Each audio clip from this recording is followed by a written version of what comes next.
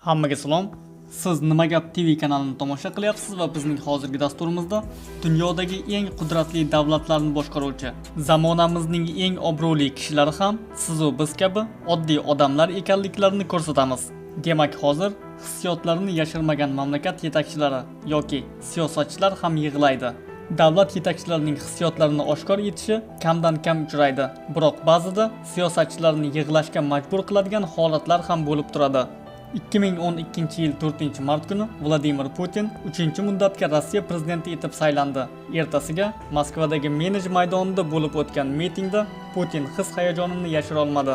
Keyinchalik u ko'z yoshlarini kuchli shamol bilan izohlagandi.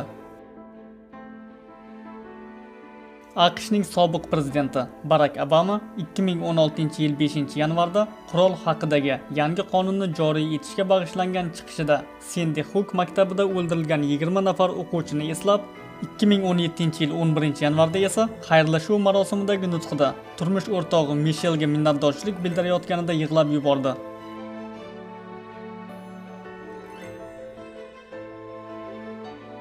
Buyuk Britaniya qirolichasi Yelizaveta II omma oldida hissiyotlarini kamdan kam namoyish etadi.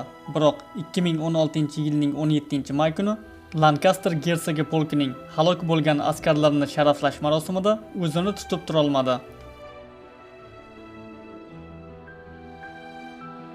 Afg'oniston prezidenti Hamid Karzay 2010-yil 27-sentyabrda millatga telemurojaati chog'ida mamlakatdagi zo'ravonlik darajasi haqida gapirayotganda yig'lab yubordi.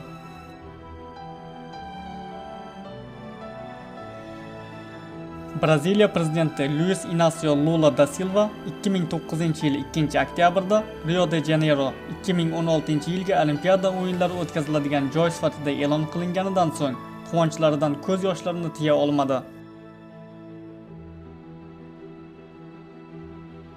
Kichik Jorj Bush 2007-yil 11-yanvarda Iroqda xizmatdoshlarini qutqarish uchun granata ustiga o'zini otgan dengiz piyodachisi Jeyson Demenni sharaflash marosimida yig'lab yubordi. Germaniya kansleri Gerhard Schröder lavozimni tark etishdan 3 kun avval Bundeswehr askarlari tomonidan o'tkazilgan kuzatish marosimida o'zini tiyib tura olmadi. Britaniya ommaviy axborot vositalari 1990-yil noyabrda mamlakat bosh vaziri Temir xotin deya nom olgan Margaret Thatcher Downing Street ko'chasidagi qarorgohini tark etayotganida ko'zlari yoshga to'lgani aks etgan fotolarni e'lon qilgandi. Shu bilan dasturimiz yakuniga yetdi. Video haqidagi fikr-mulohazalaringizni kommentariyalarda yozib qoldiring.